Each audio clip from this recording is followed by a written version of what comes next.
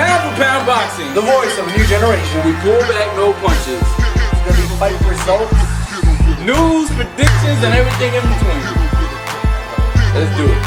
First, we're gonna talk about. We got a winner finally. Oakland Steven did respond. Be checking out in the mail. You're gonna get your poster, the Cotto Malignaggi. And this month we have Oscar versus Floyd. For all you De La Hoya lovers and all you Mayweather lovers, here you go. This is your chance. Subscribe to P4P Boxing. At the end of the month, we'll tell who is the winner.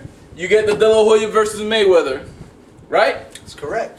Courtesy of BobPaceBoxing.com. So go check out Bob Pace Boxing. A couple of you guys already emailed me thanking us for the insight.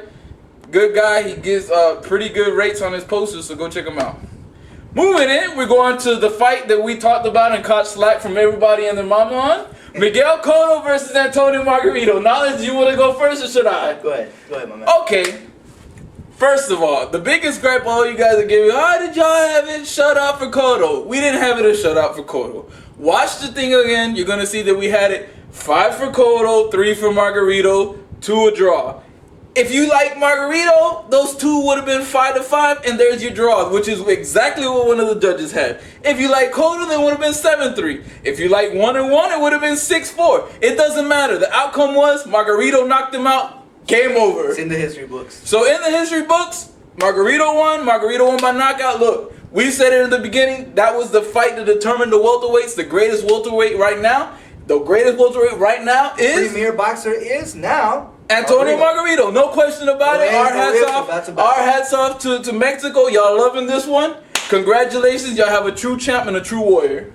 No doubt about it. I mean, I think the fight broke down. I mean, it was a very good fight, very entertaining fight. Probably one of the better fights that we've had this year. I'm not going to say it's... no, definitely. I'm going to say it's one of the fights of the year. It's definitely a candidate for fight of the year. That was an outstanding boxing match. I mean, Cotto started out being greased lightning in there. I mean, he was fast. He was fluid. He was hitting him at will. Just, I mean, he ran out at the end. But you know what? Margarito did put a lot of body punches into it, and I think it wore down into effect. And when you hit a man with everything you got, the damn kitchen sink, everything, you hit him with everything in the face, my man, at will, and the man is still coming to you, taking the fight to you, smiling at your punches. What do you do to a beast like that? I mean, what can you do? Not a damn thing. He boxes, but the man, Margarito, mad props to you. He wore him down. He did what he had to do. He put in the work. By the 11th round, Cotto was no more. And do I blame Cotto for taking that knee? Hell no. Let's be real about it. You live to fight another day. Okay, I think Cotto probably, if not his corner, they both did a good job saying, look, this is too much. I've given everything I had. I have blood in my eye. I can't see. Why take any unnecessary damage? It's not about being a man. It's not about going in there and taking punches. Oh, I'm going to go out on my heart. I wear the heart on my sleeve. Damn that. This is professional boxers. It's a life and death game in that ring. We as the fans, we would appreciate somebody to go there all the way. Oh, I'm going to die until the... No, man, but let's be realistic about this. These are real people, real lives, and they want to save themselves for, other fights in the future. I don't want to see a damaged Cotto. I want to see a good Cotto in the next match. And so I think that was smart, and I think that was realistic. Definitely, especially with all the contenders now at welterweight. Berto, Paul Williams, Shane Mosley still out there. Clottey, I mean, you definitely want to keep Cotto in the mixes at least. I mean, if you don't like him, to at least see exciting fights in the division. Definitely. So again, and Margarito. No, but Margarito's on top. I don't say nothing about Margarito because Margarito. Here's Margarito. Here's everybody else right now, and that's just the way it is. I mean, Paul Williams might try to have a claim somewhere in between. So where do they go from here then? I mean, right now, the way I see it, you can see Margarito now. If he wants to shut up the naysayers about Paul Williams. Because to be truthful, a lot of guys, y'all might think that I was a hater of Margarito, but I was probably the only person in the world, and if you look back at the old tapes, I'll be the one that said that Margarito either won or got a draw in that Paul Williams fight. Yeah, he did. So, to me, he's all the way up there and everybody else is down. On the other hand, said Paul Williams won that fight handily. So, I mean, to me, in my eyes, I don't think Margarito has anything to prove at 147. In my eyes, he should move up 154 and start cleaning out. But if he wants to stay in out, he can clean out. And he can do it. He already got Cotto. He already got Clottey. He already beat them. So, I mean, really what's left is Paul Williams if he wants to, and then Berto. And then he's technically cleaned out the division. True. For Cotto, Cotto can try to get Clottey or Berto into a fight. That'd give him another fight if he wants to in the future. I read somewhere that he's planning on trying to get a belt before the year is done, and then in the beginning of 09, rematching again with Margarito. Maybe that's smart, maybe it's not. Time will tell after we see his next fight to see what the effects were of his last fight. But that's pretty much it. Definitely. I mean, it's a good fight overall, and you know, like I said, 147 is stellar, and definitely. So what kind of a shakeup does this really do? I mean, everybody's telling me, oh, he threw a wrench in everybody's plans at 147. You know, I think the highly marketable guy was definitely Cotto. I think there's a monkey wrench that was thrown in there, but I don't think it's done with. I think we're going to find out once Cotto bounces back. We'll see what type of fighter he is. I mean, you know, one loss doesn't mean anything. You know, everybody in this day and age, the boxing fans are so fickle to believe that one loss, you know, decimates your whole career. That's not true. I mean, look, we interviewed a guy, Nate Campbell. Obviously, we always talk about Nate Campbell, but Nate Campbell got 5 losses. Margarito, 5 losses. Zab Judah, 5 losses. These guys got losses, and they're still fighting. They're in the game. We, the fans, need to support these guys who are willing to throw it out all in the ring and support good fights. Because as you can see, the guys with 5 losses are the ones that go out swinging. That's right. So support these guys. Stop with this nonsense about, oh, the undefeated. He's not undefeated. Mayweather left undefeated. That to me is untested. It's a bunch of BS, but we'll get to that later. We'll get to that later. Moving right along, we got Joshua Clottey versus Zab Judah, another fight that we just caught on Saturday. Your thoughts on that? You know, and an excellent fight once again.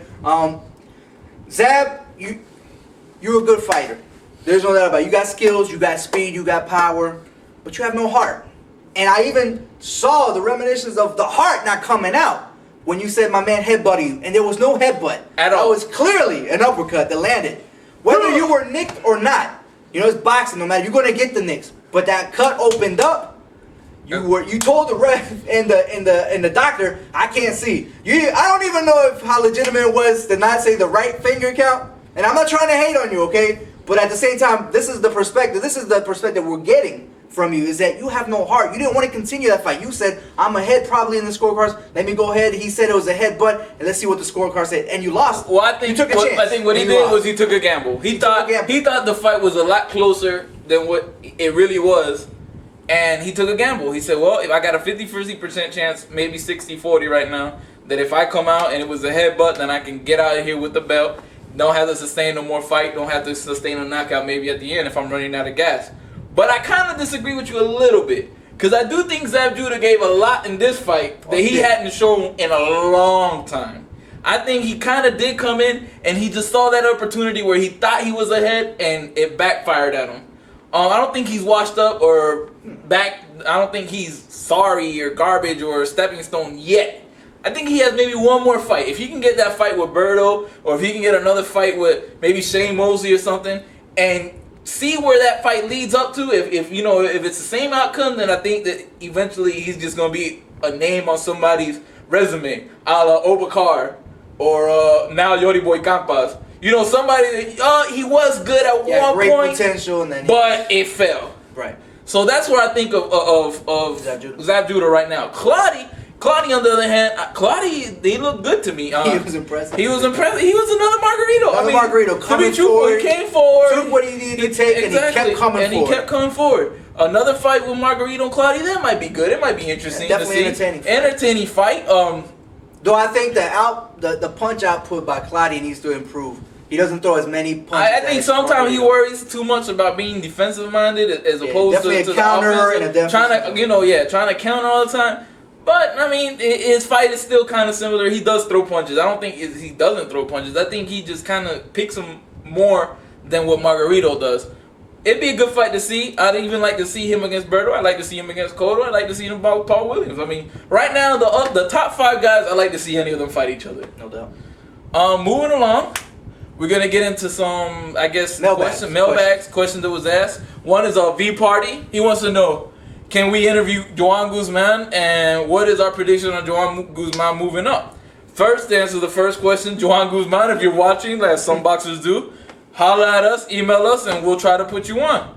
Other than that, unless y'all people in TV land want to start sending us donations via PayPal, we ain't got the money to go out looking for these guys. I'm sorry. I mean, not to make sound like an ass or anything.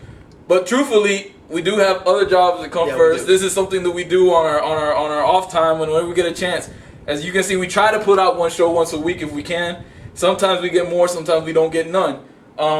If you want these things to happen, if y'all know these guys and y'all want to send us links to them and emails where we can contact these guys, hey, send them our way. We'll try our best. If they're in the area somewhere where we can get to, we'll get to them. If not, maybe we can do something over the phone and then report back to you guys what they said. No doubt. As far as him moving up to 135, I think he's going to get moved right back down to 130. I think he hasn't shown that he has power to knock out anybody at 130. He hasn't done anything, to me, really impressive at 130. There warrants him going up to 135. A lot of guys think he's a great deal, think that, he's going to outwork Campbell, this and that. I don't see it happening. I mean, I see that he has boxing ability. I see that he can cover. I know that he's trained by Mayweather. I know all these boxing statistics.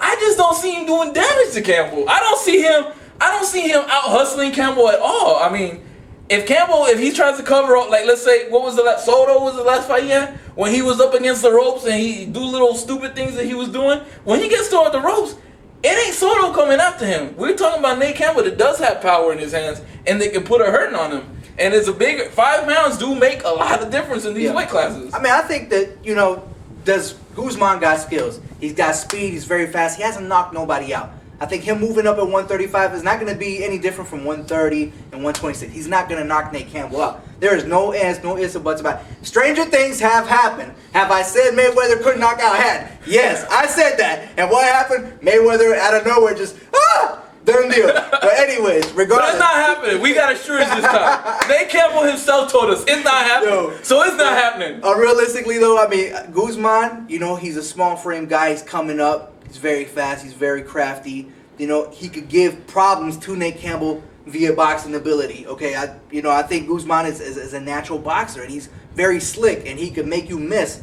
Pernell Whitaker type of thing. Not as good as Whitaker, but he's got that little facade of Pernell Whitaker, and I'm telling you, it's a tough fight for anybody, whoever he's up against. Okay, now the problem is he doesn't have power. He doesn't have any way of making Nate Campbell back up, and that's my prediction here. He doesn't have a way to make Nate Campbell respect him. Respect him, exactly. So Nate Campbell's gonna keep trying to power forward, and when you have a lot of powerful punches from a bigger guy, a naturally bigger guy. Okay, Nate Campbell started his career at 147. Okay, he was a welterweight coming up in as an amateur. You know what I'm saying? And knocking people out. And knocking people out in the amateurs. So think about that. You got a naturally bigger guy who's coming at you. Your little fists are looking like pellets. At a moving target that's coming through like a freight train. It's gonna be very difficult. He has to be on his toes 24/7 throughout the whole fight. The whole time he's fighting, he's gonna be on his toes. Can he do it? He's got the ability to do it. We're gonna find out. And we'll break it down further as the fight comes along. But I mean, as far as him coming at 135, I think it's exciting. It brings another name in 135. Division is becoming one of the hottest divisions in all of boxing. If not the hottest. If not the hottest.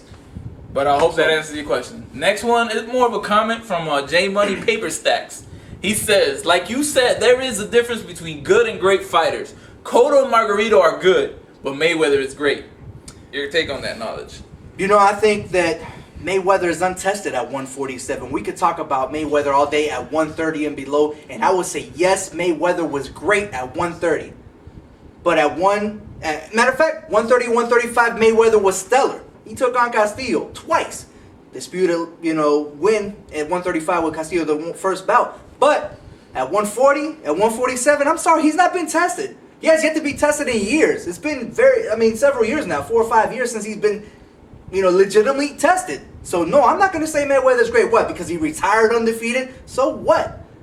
What does it matter if you retire undefeated if you didn't fight the best in those divisions? And right now he's campaigning, or he was campaigning at 147, but didn't fight the top dogs at 140. We went up to an older De La Hoya. I hate to say it to you, my man, but you're a shell of what you used to be. And you went down to 140, or you had a 140 fighter come up at 147 who proved he was not worthy at 147 the first time. Not saying anything bad about him, but 147 we could all agree was not his best division either. So to me, Mayweather is untested. And I'm a Mayweather fan, believe me, but I like to hold my champs to higher standards, and most Mayweather fans don't agree with that. They're going to sit here and say, oh, he's the greatest, but yet, you guys, when you demand something, and I mean, personally, I demand the best out of my fighters. And I want nobody who runs away from challenges. This man to me has done nothing but fight for the money and ran away from challenges, and that I cannot agree with. So no, I don't agree he's the greatest of all time. Never will have, never will be. Agreeing to that. My thoughts on it is Mayweather's retired. He's dead to me. Anyways, moving along. That brings it into this show, cause I ain't got nothing to say about Mayweather. Truthfully, he's not in the sport. I don't see why we keep bringing up his name. If you go to any damn boxing forum, everybody wants to say, "What if this? What if that?" It didn't happen. It's not gonna happen. You have what if in one hand, you can crap in the other, and see which one fills up faster. It ain't not gonna happen. So I don't like to bring it up. I threw that one in there for Naj because he wanted to talk about it. And that's pretty much it. If you guys have any questions or concerns, hit us up, P4P mail@yahoo.com. Subscribe to us, all that great stuff, so that you can have your chance of winning the De La Hoya versus Mayweezy folk poster over here. And I guess that's pretty much it. I think they have fights coming up this week. I think Julio Gonzalez is one of them. I'm so tired of Julio Gonzalez. I didn't want to talk about him.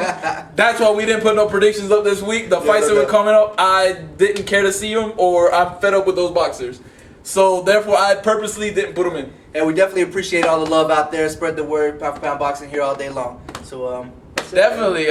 And that's pretty much it. Again, if you guys have any constant blah blah blah blah. If you guys have anything to talk about, just hit us up. A couple of you boxers have been contacting us. We appreciate the love. The amateur guys, we're gonna start talking with y'all in a little bit. We're trying to plan something out there. And that's pretty much it. That's P4P Boxing, the voice of a new generation. We'll pull back no punches.